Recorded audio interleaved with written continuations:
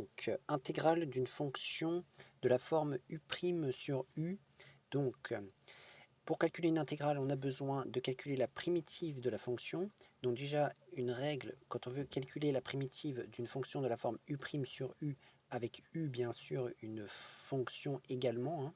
Quand on a quelque chose de la forme u' sur u, quelle est la primitive? Donc la primitive d'une fonction de la forme u' sur u sur un ensemble i est ln de valeur absolue de u avec u qui ne s'annule pas sur i.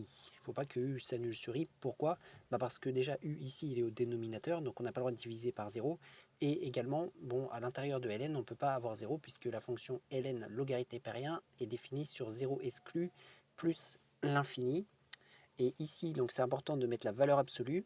On peut très bien avoir u qui est négatif, mais il faut mettre la valeur absolue dans le ln. Pourquoi? Parce que ln encore est défini sur 0 plus l'infini, donc il ne peut pas y avoir une valeur négative à l'intérieur. Donc par conséquent, si on veut calculer l'intégrale entre a et b d'une fonction de la forme u' sur u d de x, avec bien sûr u qui ne s'annule pas sur l'intervalle AB, eh bien, on écrit comme d'habitude la primitive entre crochets, qui est ln de valeur absolue de u de x entre les, on remet les bornes comme ça en bas et en haut du crochet, la borne du bas en bas, la borne du haut en haut. Et donc ensuite on fait la valeur de la primitive en b moins la valeur de la primitive en a. Bon, d'après les formules de logarithme, ln de a moins ln de b, ça fait ln de a sur b. Donc ln de u de b moins ln de u de a, ça fait ln de u de a sur u de b, avec toujours les valeurs absolues sur ces deux valeurs. Sur le quotient donc obtenu avec ln de u sur ln de a, enfin ln de u de b sur ln de u de a. Et donc maintenant, on va voir des exemples. Donc, premier exemple, il nous demande de calculer l'intégrale entre 2 et 3 de la fonction x au cube sur x puissance 4 moins 1, d de x. Voilà. Donc, si on remarque un petit peu, ici on a bien quelque chose de la forme u' sur u.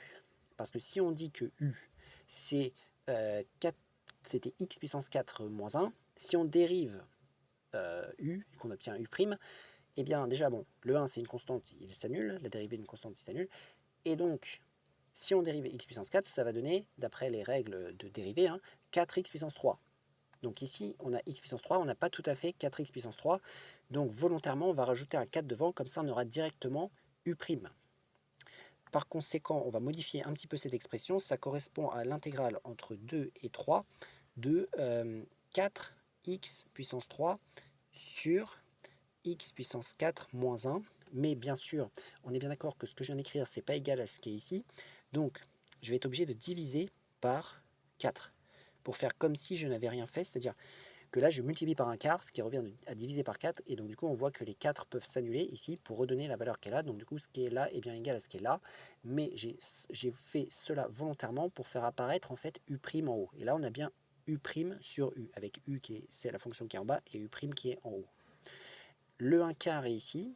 Je vais pouvoir le sortir de cette intégrale. Ça va donner 1 quart intégrale entre 2 et 3 de 4x puissance 3 sur x puissance 4 moins 1 d de x. Bon là j'ai oublié le d de x ici.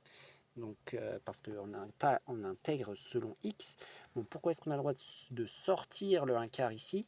Parce que le 1 quart il est en facteur à l'intérieur de l'intégrale, et donc quand on a une constante en facteur dans l'intégrale, on a le droit de le sortir en facteur. Mais attention, il faut que ce soit bien en facteur de l'ensemble de ce qui est à l'intérieur de l'intégrale. Et ici c'était bien le cas. Donc le 1 quart, j'ai pu le sortir. Donc on se retrouve avec u' sur u. Donc si on continue le calcul, on laisse le 1 quart en facteur devant et on va calculer cette intégrale. Et donc, il faut qu'on mette entre crochets la primitive. Et la primitive, ça va être ln de valeur absolue de u. Et u, on a dit que c'était x puissance 4 moins 1. Donc du coup, ici, on va avoir x puissance 4 moins 1 en valeur absolue. On ferme la parenthèse, on ferme le crochet et on remet les bornes du crochet de droite, la borne du bas en bas et la borne du haut en haut. Voilà, on va obtenir cela. Ce n'est pas terminé, donc on laisse le 1 quart devant, multiplier, et donc là on va faire la soustraction de l'image de la borne du haut moins l'image de la borne du bas, ce qui va nous donner ln de, donc la bande du haut c'est 3, donc on remplace x par 3, ça va donner 3 puissance 4 moins 1 en valeur absolue, moins ln de, entre parenthèses, la bande du bas c'est 2, donc ça va donner 2 puissance 4 moins 1. Voilà, comme ça, on ferme la parenthèse et on ferme l'autre grande parenthèse qui permet de mettre que le 1 quart est en facteur. Donc, on va poursuivre les calculs, ça nous donne 1 quart. On va calculer dans la parenthèse que ça nous donne dans chacun des ln ici. Donc 3 puissance 4, combien ça donne? Bon alors c'est la même chose que 9 fois 9, 9 fois 9 ça fait 81. Donc on obtient 81, 81 moins 1 ça fait 80. Donc on se retrouve avec ln de 80. Bon, inutile de remettre la valeur absolue puisque 80 est positif. La valeur absolue, ça donne une valeur positive, qu'elle soit négative ou positive. C'est-à-dire que si elle est négative, ça donne son opposé. Si elle est positive, ça donne la même chose. Voilà, moins. Et donc là, on a x puissance 4 moins 1. Donc x puissance 4, c'est la même chose que 4 fois 4, ça fait 16. 16 moins 1, ça fait 15. Donc on se retrouve avec moins ln de 15. Pareil, pas besoin de mettre valeur absolue puisqu'on est positif. Bon, d'après la règle des ln, ln de a moins ln de b, ça fait ln de a sur b. Donc on va se retrouver avec un quart ln de 80 sur 15 égale. Bon, alors là, on va pouvoir simplifier par. Je vois qu'on a 5 en facteur commun, donc pourquoi pas écrire cela un peu mieux. Ça donne un quart de ln. Donc, alors, qu'est-ce que ça fait quand on simplifie 80 par 5? Quand on divise 80 par 5, ça fait 16. Et quand on divise 15 par 5, ça fait 3. Donc, on se retrouve avec ln de 16 sur 3. Voilà. Donc nous avons calculé cette intégrale, nous avons la valeur exacte. On ne peut pas faire mieux pour une valeur exacte, donc on reste comme ça. Et donc l'intégrale avec une fonction de la forme u' sur u a été réalisée. Bon, bah maintenant on va faire une autre intégrale qui est l'intégrale entre 0 et 1 de cette fonction qui est là. Et là on voit bien qu'on a encore u' sur u, enfin presque u' sur u, parce que si on dit que u c'est exponentielle de 2x plus 3 u', bon, déjà, le 3 va s'enlever puisque c'est une constante additive, sa dérivée est égale à 0. Mais quelle est la dérivée de exponentielle de 2x? Eh bien, ça donne, donc quand on a exponentielle de u, la dérivée, on dérive la fonction qui est en haut et on la met en facteur devant, et on laisse exponentielle et on remet en fait la fonction qui était en haut de l'exponentielle. Donc, dans ce cas-là, si on dérive ce qui est en bas, là, le u', donc le 3 s'enlève, et ici, ça donnera 2e de x. Donc finalement, la dérivée de ce qui est en bas, c'est 2e de x. Bon, en haut, on n'a pas 2e de x, on a juste e de 2x.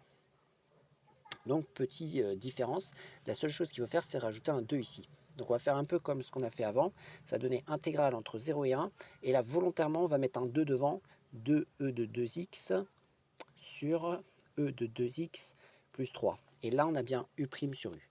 Le seul problème, c'est qu'on a mis un 2 ici, et on n'est pas autorisé parce qu'il faut que ça reste égal. Mais alors, pour que ça reste égal, on redivise par 2, c'est-à-dire qu'on multiplie par un demi. Voilà. Et là, ça, c'est bien égal à ça. Donc, toujours d de x. Cette constante multiplicative, pareil, le 1 demi, on va pouvoir le sortir devant, ça nous simplifiera un petit peu. Ça va faire 1 demi entre 0 et 1, de toujours 2e de 2x sur e de 2x plus 3 d de x. Voilà, et là on a bien u' sur u. Donc on va mettre toujours le 1 demi devant, et maintenant entre crochets on fait la primitive de cette expression, et quand on a u' sur u, ça donne ln de valeur absolue de u. Et ici, u, c'est e de 2x plus 3. Donc ça fera en valeur absolue e de 2x plus 3. On ferme la barre de la valeur absolue, on ferme la parenthèse, on ferme le crochet, on remet la borne en bas et en haut, 0 et 1. Voilà. Très bien, très bien. Voilà. Et donc maintenant, on fait l'image de la bande du haut moins l'image de la bande du bas. Donc ça va nous donner 1 demi de, entre parenthèses, ln de valeur absolue de e de 2 fois 1 plus 3. On ferme la valeur absolue, on ferme la parenthèse, moins, et on fait l'image de la bande du bas, c'est-à-dire de 0. Donc ça veut dire que ça va donner ln de e de 2 fois 0 plus 3. Ferme la barre de valeur absolue, on ferme la parenthèse, et on va essayer de calculer au maximum. On ferme l'autre parenthèse du facteur 1 demi, et donc ça va nous donner 1 demi. On ouvre la parenthèse. Là, on va essayer de calculer ça. Ça fait e de 2 fois 1. Bon, 2 fois 1, ça fait 2, donc ça fait e de 2. Bon, e de 2, c'est une valeur exacte, on va être obligé de la laisser comme ça. On va obtenir e de 2 plus 3. C'est une valeur positive, on retire la valeur absolue. Ça va donner ln de e de 2 plus 3. Voilà, ça c'est pour le premier ln. L'autre ln, alors là on va avoir e de 2 fois 0, 2 fois 0 ça fait 0, e de 0 ça fait 1, donc du coup on va avoir 1 plus 3 ça fait 4. Bon, ce 4 est positif, on retire la valeur absolue, ça fait moins ln de 4. Voilà. On continue encore, on a encore ln de quelque chose moins ln de quelque chose, ça fait donc ln de la première chose sur la deuxième chose. Ça va donner donc 1 demi de ln de e de 2 plus 3 sur 4. Et voilà, on a donc calculé cette intégrale, on a ici la valeur exacte, on ne peut pas faire mieux, c'est mis d'une manière assez propre, donc on laisse comme ça. Bon, bah maintenant, il faut qu'on calcule cette intégrale. Intégrale entre moins pi sur 2 et pi sur 2 de sinus de x sur cosinus de x plus 1 d de x. Donc, comme d'habitude, on devrait avoir u' sur u. On va regarder, donc si en bas c'est u, u', qu'est-ce que c'est? La dérivée de cosinus, ça donne moins sinus. La dérivée de 1, ça donne 0. Bon, donc du coup, la dérivée d'en bas, ça doit être moins sinus. La dérivée de u, ça va être moins sinus. Bon, là, on a presque sinus. Et on a presque moins sinus. Il y a juste à mettre un moins devant. Et on va le mettre, donc c'est juste une constante multiplicative à rajouter. Ça peut être ajouté à condition qu'on la retire après en redivisant par cette constante, en quelque sorte. Ou dans ce cas-là, en multipliant également par un moins. Donc du coup, ça va être égal à intégrale entre moins pi sur 2 et pi sur 2. Donc là, volontairement, on met un moins devant le sinus pour que ça donne u', comme on a dit, sur, et ici, cos de x plus 1. Alors, comme on a dit, on a mis un moins là, donc on va remettre un autre moins, parce que moins, ça donne plus, d'après les règles de multiplication. Ce moins sera une constante multiplicative à l'intérieur de l'intégrale. On va pouvoir même aller plus vite et le sortir directement devant. Voilà. Et là, on a bien u' sur u. Donc, égal, moins, crochet, on met la primitive. La primitive, c'est toujours ln de u, quand on a u' sur u. Donc du coup, ça va donner ln de valeur absolue de cos de x plus 1. On ferme la valeur absolue, on ferme la parenthèse, on ferme le crochet, on remet les bornes, moins pi sur 2 jusqu'à pi sur 2. Voilà. Donc là, on a bien fait ln de valeur absolue de u, parce que u, c'était cos de x plus 1. Donc maintenant, on remet le moins devant, et là, on fait l'image de la bande du haut, moins l'image de la bande du bas, par la primitive.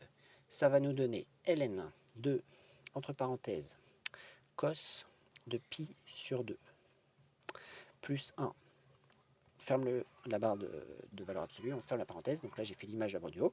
On va faire l'image de la bande du bas, ça va donner moins ln de, entre parenthèses, cos de moins pi sur 2, plus 1. On ferme la barre de valeur absolue, on ferme la parenthèse, on ferme l'autre parenthèse du moins qui est devant, égale, je remets le moins qui est devant, je rouvre la parenthèse.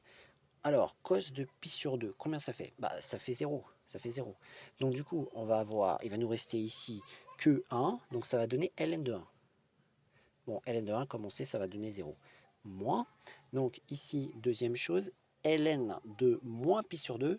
Ah bah mince, ça fait encore 0. Et donc, ensuite, on a plus 1. Bah, il ne reste plus que 1. Donc, du coup, ça nous donne encore ln de 1. D'accord. Donc, ln de 1, c'est égal à 0, et ln de 1, c'est aussi égal à 0. Du coup, on se retrouve avec 0 moins 0. 0 moins 0, ça fait 0, et il y a un moins devant. Bon, bah, ça fait moins 0, donc ça veut dire 0. Et voilà, on a calculé cette intégrale qui est égale à 0 grâce à la formule d'une primitive d'une fonction de la forme u' sur u. Donc, on a fait 3 exemples. C'est comme cela que l'on fait pour calculer les intégrales de fonctions de la forme u' sur u. Et voilà.